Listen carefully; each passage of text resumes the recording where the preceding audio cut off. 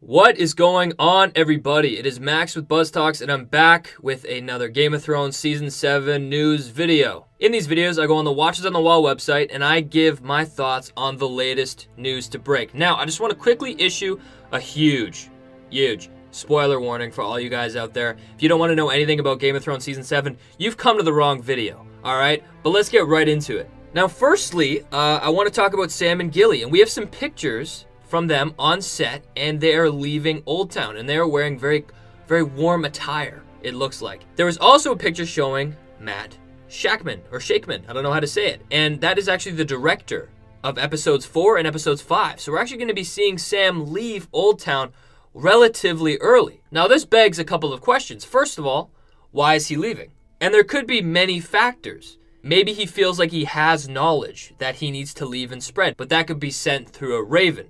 So I feel like there is something that is pushing him to leave. Possibly it is an event that occurs that entices Sam to leave. Like, for example, we know that Highgarden is being taken over by the Lannisters. And I think maybe Sam feels unsafe because the south of Westeros is kind of being overtaken by Lannister soldiers, and he knows that his family is also allied with the Lannisters, so he may take it upon himself to quickly go north and ally himself with Jon and Daenerys and all those folks. And also, Bran could be communicating with Sam. And I think people are really underestimating Sam. He is a really important character. And we know that the Three-Eyed Raven is watching Sam. I interpreted the scene when the White Walker came to take the baby. I took it as the Night's King is actually can see through weirwood trees, and so can the Three-Eyed Raven.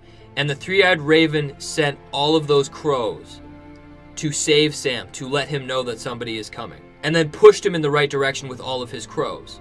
And I think it's going to be the same thing with Bran. I think Bran is going to be watching over Sam, and I think he's going to see the importance, and somehow Bran is going to send Sam north, because he has to, because the fight between the White Walkers and the humans are about to begin. I also think he could be leaving because of a Oldtown Citadel conspiracy. I think Sam is going to be learning about magic. He's going to be learning about the higher mysteries at his time there.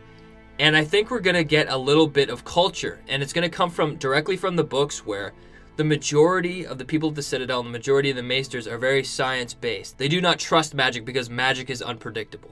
And for this reason, I think they are going to be, obviously siding more with Cersei, because Daenerys has dragons. And taking power with dragons seems almost inhonorable in a sense. And we know that since Sam is leaving so early, there is no possible way he could become a Maester. It takes years and years of training to become a Maester, and that's what Sam always wanted. But what Sam has also always wanted is to be a wizard. He said in Season 1 that he always wanted to be a wizard. And I think Sam is really gonna get his wish. I think in Season 7, we're going to see Sam educate himself in the higher mysteries to learn about White Walkers, to further learn how to defeat them. And the higher mysteries pretty much is the Game of Thrones way of saying magic. So I don't think Sam will become a full Maester. I think he will only learn about the higher mysteries, and therefore he will really become a wizard. And what I find really interesting about this is when you have mastered the higher mysteries, you receive a link out of Valyrian steel. And I think it would be so amazing if Sam made the link of Valyrian steel from his father's sword. I think it'd be really interesting how a sword that represents strength and power and the Tarly name has been passed down from generation to generation. And Sam is not a fighter, so he melts it down and forges who he wants to be and what legacy he wants to carry on to his family. And I think Sam's knowledge about melting down this Valyrian steel is very important, because now we have Gendry, who is a great blacksmith, but doesn't know how to melt down Valyrian steel. And I think Sam is the perfect candidate to try and teach Gendry how to forge Valyrian steel with what he has learned at the Citadel. Now, going on to other news, we have some pictures of the crew filming in King's Landing. We got Cersei, Jaime, the Mountain, and Jaime Pottiswa. And Jaime Pottiswa is actually the director of Episode 1 and Episode 7. And we see a lot of interesting things. We see the new armor for the Kingsguard, and they're really black and depressing, and they got kind of the Queen's crown now put on their breastplate. So Cersei is really getting comfortable. And I believe that this is Episode 1. I think it's really the introduction to Cersei being queen in King's Landing. However, there is another clip of snow arriving in King's Landing. We see snow fall over King's Landing. Now, I have a question for you guys in the comment section down below. I want to know, do you think that this is episode 1 or episode 7? When do you think snow will arrive in King's Landing? I think both are equally likely. However, I'm going to lean towards the finale. I think it would be very significant if the wall came down and the White Walkers were a huge threat now to Westeros, and then we see snow fall over King's Landing. And then you go into season 8 with just complete coverage of snow. And we see an interesting character arrive in King's Landing, and that is Euron Greyjoy. And he is going to be having an alliance with Cersei. And whether he talked to Cersei before he made this alliance, or maybe he's proving his worth to her, he arrived with Yara Greyjoy, Ellaria, and Tyene Sand. I don't know if I said her name right, but you gotta be patient with me. And this is huge news, because now we know that there was an attack, there was a ship battle earlier in the season, and Euron Greyjoy ended up taking these people captive. And this ship attack probably happens in episode 2. And Euron arriving in King's Landing probably occurs in episode 3. And we know this because we have seen Mark Mylod directing this episode. So this means a lot. Obara and Nymeria Sand are probably dead, and they probably die in episode 2, which is great for me because I hated Obara. Obara really annoyed me, I'm sorry. And it looks like they're trying to completely eliminate the Sand Snake plot. And we know one person does escape, and that's Theon, and his struggle this season is going to try and gain leadership over his people. And they're just not going to respect him. But then the most important question is what happens to Yara, Ellaria, and Tyene. I think it's pretty safe to say that Ellaria and Tyene are dead. They're going to be killed. I think Cersei's going to definitely torture them for what they've done to her daughter. But with Yara, I don't really know. I think they're probably going to keep her, hold her captive, maybe torture her, unfortunately, to try and get information from her.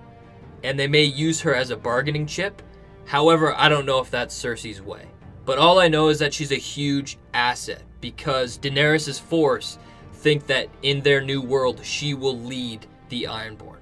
And that goes to my last story. The crew has been seen in Belfast. We see Kit Harington, Ian Glenn, Christopher Hare, and Joseph Mawle. And for those of you who don't know, that's Jon Snow, Tormund, Jorah, and Benjen Stark. And we also know that they're going to be filming a big action scene that we are aware of. It's going to be over the wall, and they're possibly... Well, I think it's confirmed that they actually are going to be looking for that white, no matter how much I like that or not. And Alan Taylor is actually going to be directing this action sequence. And this is going to be in episode 6. So they're still going to have the second last episode be the huge action set piece.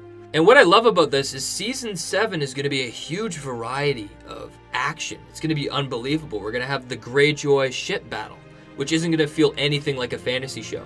We're going to see the Lannisters versus Daenerys' army. That's going to incorporate a lot of things. We're going to have characters that we love on both sides. We're going to have Jaime and Bronn versus Daenerys, Grey Worm, Tyrion, all these people. And it's going to be a typical war with swords, but also there's going to be dragons thrown into that. So that's going to be really interesting to see. But now this set piece is going to be unbelievable, and I think it's going to be an action set piece that we have never truly seen before. It's going to really raise the stakes in fantasy. And it wouldn't surprise me. In the leak, they said that we would see polar bears. Honestly, that wouldn't surprise me. I think they really want to shock us with the fantasy element in this show. And we're going to see dragons in this fight and possibly the resurrection of Viserion. And if you follow the 3 heads of the dragon theory, Viserion would have been Tyrion's dragon.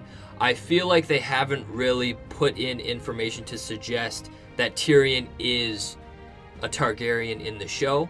So it makes sense if they did kill off his dragon. But if you guys know me and you know my predictions, it shocks me that they would bring a dragon back in season 7. Because I do feel like it's too soon, and I always felt like he would kill and resurrect Drogon instead. And the reason why Bran would have to fly is because he'd have to warg into Viserion and Rhaegal in order for them to attack Drogon.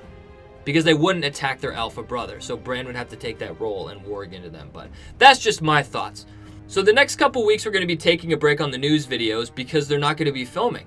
Filming is actually going to be pushed until the holidays are over, and they're going to be filming until February. So that's really exciting. And I have more Game of Thrones theory videos in the works, even though I haven't really worked on them recently. I just finished school, so now I can really dedicate myself to YouTube. And I just want to say, all of you out there, have a Merry Christmas and Happy Holidays. And I will be coming out with more videos later. See you guys.